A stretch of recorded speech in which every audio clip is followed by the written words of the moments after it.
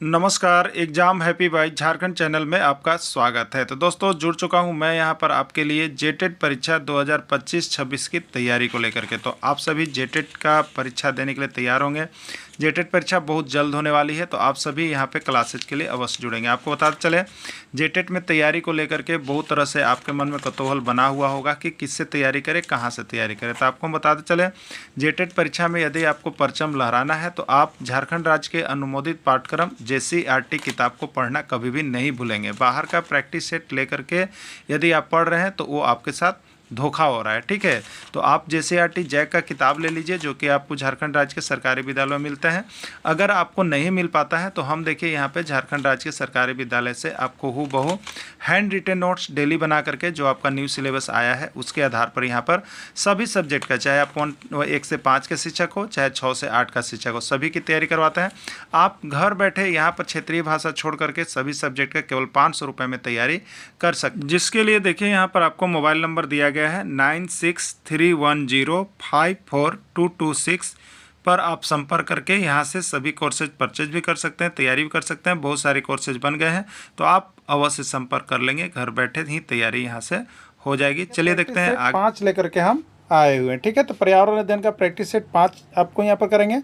देखिए, आप सभी को हम बता देते हैं कि EVS का जो टोटल 6 टॉपिक आपको जैक का जो यहाँ पर सिलेबस दिया गया है जेटेट का, वो पूरा यहाँ पर आपका कंप्लीट कर दिया गया है, ठीक है। वो जेटेट का न्यू सिलेबस पर पूरा आधारित आपको सभी कोर्सेज यहाँ पे बना दिए गए हैं। तो आप क्या कीजिएगा, तो आप यहाँ से जुड़ करके वो सभी PDF ले सकते हैं। सिर्फ और सिर्फ यहाँ पर 100 रुपये में आपको यहाँ से EVS का PDF परचेज कर सकते हैं, ठीक है। वो 6 आपको टॉपिक मिल जाएंगे। अब यहाँ पर जो आपको चल रहा है उसी का 6 टॉपिक से मिक्सअप क्वेश्चन चल रहा है। ये प्रैक्टिस सेट होगा कि आप कितना सही कर पाते हैं, ठीक है। तो आप सभी इस सब सेशन में अवश्य जुड़िए। और देखिए, आपको बता देते हैं, अब यहाँ पर जो है आपका टेस्ट सीरीज 1 से 5 का टेस्ट सीरीज शुरू होने जा रहा है, जो यहाँ पर आप 300 रुपये में परचेज कर सकते हैं, ठीक है। टेस्ट सीरीज का यहाँ पे शुरू कर दिया गया है। आप सभी 300 रुपये में यहाँ पे टेस्ट सीरीज में शामिल ले सकते हैं, जिसका एक अलग ग्रुप होगा जिसमें आप सभी को जुड़ करके यहाँ पे तैयारी कर सकते हैं, ठीक है, जो कि बहुत ही इंपॉर्टेंट होगा आप सभी के लिए। अब देखिए, चलिए प्रश्न है, एकल परिवार की अपेक्षा संयुक्त परिवार में कार्यभार कम होने का कारण क्या होता है, ठीक है। देखिए, अभी तो आप देख रहे हैं अपने समाज में कि संयुक्त परिवार पूरे बिखरते चले गए हैं और एकल परिवार की बहुतायत होते जा रही है, ठीक है। आखिर इस एकल परिवार में कुछ विशेषता भी होता होगा और कुछ यहाँ पर अवगुण भी होता होगा, ठीक है। तो यहाँ पर पूछ रहा है, एकल परिवार की अपेक्षा संयुक्त परिवार में कार्यभार कम होता है, ठीक है। संयुक्त परिवार में कार्यभार कम होता है। ऑफिशियल है कि एकल परिवार में आप किसी के साथ नहीं रह रहे हैं, आप अकेले रह रहे हैं, तो सारा कार्य का जिम्मेवारी आप पर है। लेकिन संयुक्त परिवार में आपके साथ आपके बहन होते हैं, आपके भाई होते हैं, आपके पिताजी होते हैं, आपके माताजी होते हैं, आपके दादाजी होते हैं। इससे क्या होता है कि इस सभी आदमी कुछ न कुछ काम कर रहे होते हैं, जिसके कारण आप पर कार्यबोझ कम होता है। लेकिन संयुक्त परिवार का अधिक कम होता है। लेकिन एकल परिवार में तो कार्यभार ओनली वन, आप ही मालिक है तो आप ही पर होगा। तो कार्यभार कम होने का कारण क्या है, ठीक है। कार्यभार का बढ़ जाना, कार्य को कुशलतापूर्वक करना, कार्य को व्यवस्थित स्वरूप करना, कर्तव्यों की उपेक्षा, ठीक है। तो इसमें क्या होता है, आपका कार्यभार बढ़ जाता है कि आपके दादे का कुछ अलग काम है, दादी का अलग काम है, माँ का अलग काम है, पिताजी का अलग काम है, आपका अलग काम है, आपकी पत्नी का अलग काम है। तो इससे काम कम हो जाता है, तो कार्यभार का बढ़ जाना होता है, ठीक है। एकल परिवार का अधिक प्रचलित होने का कारण क्या है। आखिर अभी के समय में आप देख रहे हैं कि एकल परिवार बहुत ज़्यादा बढ़ रहा है। आखिर इसका रीज़न क्या रहा होगा कि एकल परिवार जो है बहुत अधिक फल फूल रहा है, बहुत अधिक बढ़ रहा है, लेकिन समय पर इन लोग क्या होते हैं, तो आदमी की बहुत कमी पाई जाती है। लोग कोई हेल्प करने के लिए समय पर तैयार नहीं होता, अकेले ये परिवार टूट जाता है। बहुत तरह से देख रहे हैं कि आत्महत्या भी लोग कर रहा है। तो ये एकल परिवार का एक गुण है तो अवगुण भी है, ठीक है ना। तो एकल परिवार का अधिक प्रचलित होने का कारण क्या है, जनसंख्या कम। बिल्कुल, लोग अभी समझ रहे हैं कि हम उसके बाल बच्चा को नहीं करें, उसके बाल बच्चा को नहीं करें, उसको नहीं करें। इससे क्या हो रहा है कि एकल परिवार लोग अलग अलग हो जा रहे हैं। इससे जनसंख्या कम हो गया, काम कम करना पड़ेगा, ये चीज़ होता है। महंगाई में कमी, बिल्कुल सही बात है। अगर आप संयुक्त परिवार में रहते हैं तो आपको पैसा ज़्यादा टूटता है, महंगाई ज़्यादा लगता है। तो अब एकल परिवार में आ गया तो आपकी महंगाई क्या हो जाएगी, कम हो जाएगी। जहाँ यहाँ 400 की सब्जी और चावल चलते थे, वो अब यहाँ पर आपको 40 रुपये में भी चलने लगे। कला की कम संभावना, एक जगह रहने पर लोग क्या होते हैं, एक जगह रहने पर अधिकतर लोग कलह करते रहते हैं, जिससे कलह की संभावना बहुत ज़्यादा रहती है संयुक्त परिवार में, तो यहाँ कलह की कम संभावना रहती है। तो इन सभी कारणों से क्या हो रहा है कि एकल परिवार जो है एकल परिवार जो है अधिक प्रचलित होते जा रहा है और संयुक्त परिवार टूटते जा रहे हैं। इसका राइट आंसर डी है, उपयुक्त सभी है। इस कारण से आप अभी देखिएगा तो अभी बड़े बड़े घराने के जो माता पिता हैं उनको वृद्धाश्रम में भेज दिया जा रहा है, सभी बच्चे सिर्फ अपने परिवार को लेकर निकल जाते हैं। ठीक है, तो ये सब संभावना बहुत ज़्यादा चलते जा रही है। नेक्स्ट प्रश्न, किसी परिवार को दर्शाया जाता है, किसी परिवार को दर्शाया जाता है पारिवारिक वृत्त से, पारिवारिक बार चार्ट से, पारिवारिक पाई चार्ट से, किसी से भी नहीं। ठीक है, तो परिवार को हम लोग जब बनाते हैं तो वो पारिवारिक वृक्ष कहलाता है। वो क्या कहलाता है? पारिवारिक वृक्ष कहलाता है। ठीक है, तो यहाँ पर माता को ले लिए, यहाँ पिता को ले लिए, यहाँ भाई को ले लिए, एक वृक्ष है, तो परिवार को दर्शाना पारिवारिक वृक्ष कहलाता है, तो पारिवारिक वृक्ष से होता है। ठीक है, विद्यालय परिसर में छात्रों को खेल कूद की क्रिया में भाग लेना आवश्यक है, क्यों? ऐसा क्यों कहा गया है कि विद्यालय परिसर में छात्रों को खेल कूद की क्रिया में भाग लेना चाहिए? पहला, छात्रों की अपनी सृजनात्मक क्षमता का विकास होगा, छात्रों में स्वस्थ संवेग का विकास होगा, शारीरिक विकास उचित ढंग से हो पाएगा, उपरोक्त सभी। ठीक है, तो विद्यालय के परिसर में छात्रों को खेलकूद में क्रिया में भाग लेना आवश्यक इसलिए होता है, छात्रों में सृजनात्मक यानी नई नई क्षमता का विकास होता है, छात्रों में स्वस्थ संवेग का विकास होता है, शारीरिक विकास उचित ढंग से पाता है। बिल्कुल सही, ये सभी उपरोक्त सभी इसके आंसर होंगे, यानी राइट आंसर डी हो जाएंगे। ठीक है, अनुज कक्षा 4 में पढ़ता है, अमित उसका बहुत अच्छा मित्र है, वह उसकी सहायता करता है, कैसे करता होगा बताइए? तो प्रदर्शन में, उचित अनुचित में, सुख दुख में, इन सभी में। राइट आंसर डी है, एक मित्र अगर आपका सही होगा तो ये सभी चीज़ों में आपकी सहायता अवश्य करेगा। ठीक है, सामाजिक जीवन की प्रारंभिक पाठशाला किसको कहा जाता है? परिवार को, गांव को, विद्यालय को, या कोई नहीं। ठीक है, तो सामाजिक जीवन की प्रारंभिक पाठशाला जो है परिवार को कहा जाता है। ठीक है, किसको कहा जाता है? परिवार को कहा जाता है। कुनैन नामक दवा किस वृक्ष से प्राप्त होता है? UP TET 2011, CTET 2017, Bihar TET 2011, J TET 2016। कुनैन नामक दवा किस वृक्ष से प्राप्त होता है? सिनकोना, अफीम, इसबगोल, या सभी। ठीक है, तो कुनैन नामक दवा जो है सिनकोना की वृक्ष से प्राप्त होता है। याद रखिएगा, बहुत बार आया है ये प्रश्न, इसको आप लोग याद रखिएगा। देखिए, यही तो हम बताए ना कि आपको यहाँ पे सभी टॉपिक को हमने JCERT किताब, तो आप देखिएगा जो EVS होता है आपको EVS, तो दो चीज़ का मिला हुआ स्वरूप आपको मिलेगा, बायोलॉजी का और ज्योग्राफी का। ऐसे सोचिए कि EVS कहीं एक जगह मिले तो ऐसा मिलेगा नहीं, तो बायोलॉजी और ज्योग्राफी में ढूंढिएगा तो सब चैप्टर इसका बारी बारी से मिल जाएगा, और सबको बना दीजिए एकदम। तो हम सबको बना दिए हैं, जहाँ से जो चैप्टर मिला एक लाइन से बना दिए, जिसमें जितना प्रश्न बना सब बना दिए, और ये पूरा सफिशियंट है आपका EVS, ये तो दिमाग में आप लोग रख लीजिएगा। ठीक है, अगर इतना आप ढंग से इसका थ्योरी और ऑब्जेक्टिव दोनों कर लीजिएगा तो आपको जो 30 नंबर का प्रश्न है वो किसी तरह से आप सोच समझ के 25 जरूर पार कर लीजिएगा। आप लोग समझ गए? तो यहाँ से देख लेना बहुत ज़रूरी होता है, क्योंकि बाहर का इसमें कोई चीज़ है नहीं, आपको सब किताब का चैप्टर भी बता दिए हैं। मॉर्फिन किस पौधा से तैयार होता है? सिनकोना, अफीम, इसबगोल, या सभी। ठीक है, तो मॉर्फिन किस पौधा से तैयार होता है? अफीम से तैयार होता है। ये यूपी टेट 2022 और हरियाणा टेट 2016 में आया हुआ था। इसमें शाख वाले पौधे कौन है? ठीक है, झाड़ी होते हैं, शाख होते हैं। ठीक है, शाख वाले पौधे जिनका जो है कि इतना लंबाई होता है, ये अपने टूट भी सकते हैं, गिर भी सकते हैं। गेहूँ, घास, सरसों, सभी। राइट आंसर इसमें डी होगा, गेहूँ है, घास है, सरसों है, ये सभी शाख वाले पौधे हैं। झाड़ीदार वृक्षों की श्रेणी में कौन होता है? झाड़ीदार वृक्ष जिसके ये पतले टहने के रूप में होते हैं, कुछ ऊंचाई तक ये रह सकते हैं, ज़्यादा ऊंचाई इनकी नहीं होती है, 3-4 फीट तक हो सकती है, तो ये टूट भी सकते हैं, बहुत पतले होते हैं, तो ये झाड़ीदार वृक्ष कहलाते हैं। इसमें गुलाब, कपास, रहर, ईडी सभी होंगे। गुलाब की भी लंबाई उतनी होती है, कपास का भी, रहर का भी, तो ये सब वृक्ष हैं, लेकिन झाड़ीदार वृक्ष हैं। ठीक है, वृक्ष की श्रेणी में नहीं आते हैं। वृक्ष वाले पौधे की श्रेणी में आते हैं वृक्ष जिनकी लंबाई आपका 10 से 15 फीट हो गया, काष्ठ होते हैं, मोटे होते हैं, लंबे होते हैं, चौड़े होते हैं, वो हो गया वृक्ष वाले पौधे। तो उसमें आम भी आते हैं, पीपल भी आते हैं, बड़ भी आते हैं, सभी। राइट आंसर डी हो जाएगा, सभी हो जाएगा। ये वृक्ष वाले पौधे हैं, रीट 2018 में आया हुआ था। ठीक है, जड़ के रूप में खाए जाने वाले पौधा, याद रखिएगा यहाँ पे जड़, तना और पुष्प के रूप में खाया जाने वाला पौधा का हमने जो आपको थ्योरी क्लासेस दिया है उसमें सारा कुछ बना हुआ है। आप यहाँ से इसका थ्योरी पेपर ले लीजिएगा और पढ़ लीजिएगा जरूर। अगर आपको लगता हो कि EVS में हम 30 में 25 करें तो सिर्फ यहाँ से 150 रुपये में आप EVS भी ले करके पढ़ सकते हैं। ठीक है, जड़ के रूप में क्या खाया जाता है? प्याज, आम, गाजर, या सभी। ठीक है, तो प्याज का क्या खाया जाता है? तना। आम का क्या खाया जाता है? फल। गाजर का क्या खाया जाता है? जड़। गाजर जड़ के रूप में, ए और डी। ठीक है, तो जड़ के रूप में कौन खाया जाता है? गाजर। राइट आंसर इसका सी होगा, पंजाब टेट 2014 में पूछा गया है। गेहूं किस प्रकार के पौधों की श्रेणी में आता है? गेहूं किस प्रकार के पौधों की श्रेणी में? तो साग, वृक्ष, झाड़ी या कोई नहीं। तो वृक्ष में आएगा नहीं, झाड़ी में आएगा नहीं, यानी साग। गेहूं जो है साग प्रकार के पौधों की श्रेणी में आता है। ठीक है। आलू का खाया जाने वाला भाग है, आलू का खाया जाने वाला भाग है, जड़ है, फूल है, तना है, सभी है। ठीक है, तो आलू का खाया जाने वाला भाग तना का, तो याद रखिएगा एक्सेप्शन है, आलू का खाया जाने वाला भाग तना है। गुलाब किस प्रकार के पौधों की श्रेणी में आता है? आपको बताना है। साग, झाड़ी, वृक्ष है, सभी। ठीक है, गुलाब किस प्रकार के पौधों की श्रेणी में आता है? तो गुलाब जो है आपको यहाँ पर झाड़ी की श्रेणी में आता है, झाड़ीदार पौधे की श्रेणी में आता है।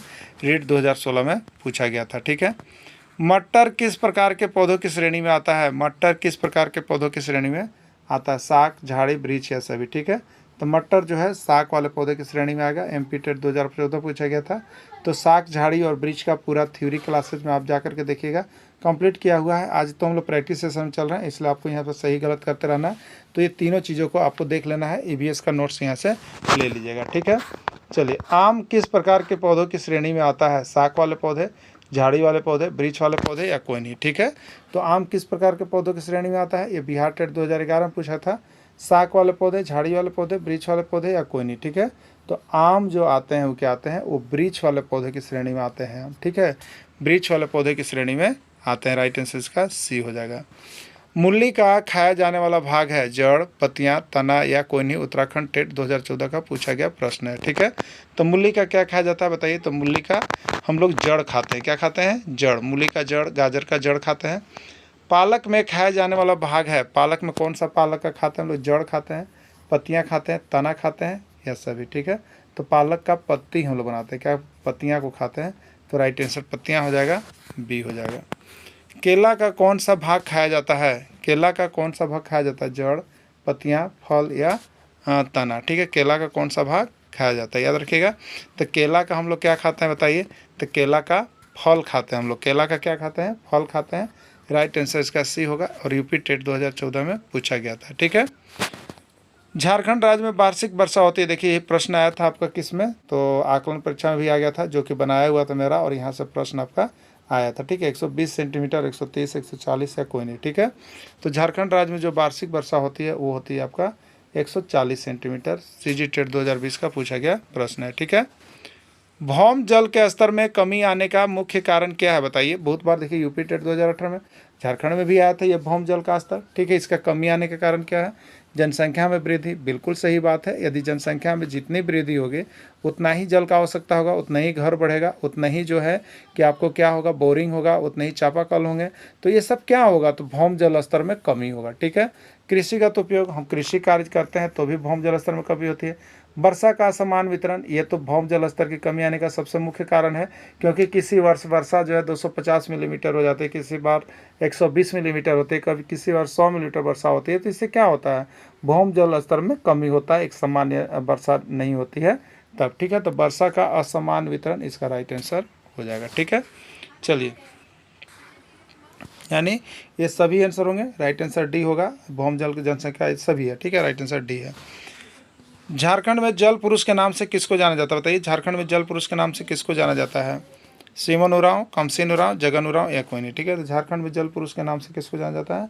सिमोन उरांव को झारखंड का जल पुरुष के नाम से जाना जाता है। ठीक है, लद्दाख किस प्रकार का रेगिस्तान है? आपको बताना है, गर्म, ठंडा, शुष्क या। ठीक है, ये रेगिस्तान का श्रेणी है। लद्दाख किस प्रकार का? तो लद्दाख जो है आपको ठंडा रेगिस्तान है। ठीक है, बिहार टेट 2017 और सीजी टेट 2015। ठीक है, सहारा जो है वो गर्म है और लद्दाख जो है ठंडा रेगिस्तान है। ठीक ना, चलिए, खा पा चा किस रेगिस्तान का नाम है? खा पा चा किस रेगिस्तान का नाम है? खा पा चान, याद रखिएगा, प्रश्न आया हुआ था हरियाणा टेट में और उत्तराखंड टेट में। लद्दाख रेगिस्तान, सहारा रेगिस्तान, सभी है कोई नहीं। ठीक है, तो खा पा चा जो है किसको कहते हैं हम लोग? लद्दाख रेगिस्तान को कहते हैं खा पा चा। मनाली लेह राजमार्ग पर्यटकों के लिए खोला जाता है। मनाली लेह जो है राजमार्ग है वो पर्यटकों के लिए कब खोला जाता है? मई जून में, जून जुलाई में, जुलाई सितंबर में, कोई नहीं। ठीक है, बिहार टेट 2011 का पूछा गया प्रश्न है कि मनाली लेह राजमार्ग पर्यटकों के लिए कब खोला जाता है। ठीक है, तो राइट आंसर इसका सी होगा, जुलाई से सितंबर के बीच में पर्यटकों के लिए यह खोल दिया जाता है मनाली लेह राजमार्ग। ठीक है, मरुस्थल में किस प्रकार के पौधे रहते हैं। एमपी टेट 2021 और एमपी टेट 2013 में पूछा गया है कि मरुस्थल में किस प्रकार के पौधे रहते हैं, कैक्टस, खजूर, नागफनी या सभी। ठीक है, तो देखिए मरुस्थल में झाड़ीदार और कांटेदार पौधे रह सकते हैं कि वही वहाँ रहने के लिए अनुकूलित होते हैं। तो जिसमें कैक्टस, खजूर और नागफनी ये तीनों जो है कांटेदार पौधे हैं, झाड़ीदार, तो ये मरुस्थल में रह सकते हैं। तो इसलिए इसका राइट आंसर डी होगा, सभी होगा। यानी मरुस्थल में कैक्टस, खजूर और नागफनी के जैसे पौधे वहाँ पे रहते हैं। मरुस्थलीय पौधे की विशेषता क्या है। मरुस्थल में जो पौधे रहते हैं वो क्यों मरुस्थल में रहने के लिए अनुकूलित रहते हैं, उसकी विशेषता क्या है। एमपी टेट 2016 में पूछा गया था। कांटेदार होते हैं, इनका तना मोटा होता है, इनका वाष्पोत्सर्जन दर कम होता है, डी सभी। ठीक है, तो मरुस्थलीय पौधे की विशेषता है कि ये कांटेदार होते हैं, क्योंकि मरुस्थल में कांटेदार पौधे ही होते हैं। इनका तना मोटा होता है, तना मोटा होने का रीज़न होता है कि बहुत दिन तक पानी को क्या करते हैं, अपने अंदर कैप्चर रखते हैं। इनका वाष्पोत्सर्जन दर कम होता है, बिल्कुल जितना वाष्पोत्सर्जन दर कम होगा उतना ही जल्दी उसमें पानी की कमी होगी, पौधे सूख कर मर जाएंगे। तो वाष्पोत्सर्जन दर भी कम होता है। तो ये सभी कारण से ये सभी जो है मरुस्थलीय पौधे की विशेषता है। अगर मरुस्थल में कोई पौधा रह रहा है तो इसका मतलब ये सभी उस पौधे में विशेषता होगी, तभी वह मरुस्थल में जीवित रह सकते हैं। ठीक है, मरुस्थल में रहने वाले जीव जंतु और पौधे हैं। मरुस्थल में रहने वाले जीव जंतु और पौधे का नाम इसमें कौन कौन है। ऊँट, बिल्कुल ऊँट को मरुस्थल का जार कहते हैं। खजूर, बिल्कुल ये पौधा है।